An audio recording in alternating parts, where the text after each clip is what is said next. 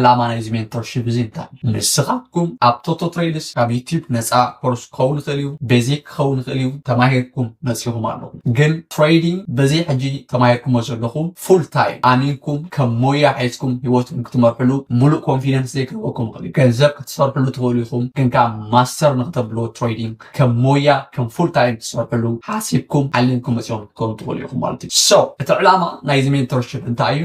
ንሓደ ስትራቴጂ ንትሬደራት ካብ ቤዚክ ጀምቢርካ ክሳብ ማስተር ብዘብልዎ ንምብፃሕ ፕላን ስትራቴጂ ጥራይ ዘይኮነ እውን ከመይ ጌርካ ከም ኤሊት ትሬደር ከም ባንክታት ከም ኢንስቲቱሽንስ ትሬድ ምግባር ምፍላጥ ናብታ ኮንፊደንስ ስለዝውስኸልካ ብትርዲኢት ትሬድ ክትገብር ጎለኻ ናይ ምዕዋት ትኽእሉናትካ ይዓቢ ማለት እዩ። ኩሉ ነገር ስትራክቸር ብዝኾነ መልክዑ ስለዝተዳለወ ባዕልኻትኩም ካብ ሃይልኩም ክሳብ እቲ ዝለዓለ ደረጃ ክትመሃሩ ትኽእሉ ኢኹም ማለት እዩ። እዚ ትምህርቲ እዚ ተማሂርኩም ዝወዳእኹም ሙሉእ ብምሉእ ዝገብሮ ናይ ላይፍ ትሬድ ምሳና ጆይን ብምግባር እውን ኣብቲ ዴይሊ ናተይ ናይ ትሬዲንግ ሂወት ትመሃሩ ትኽእሉ ኢኹም።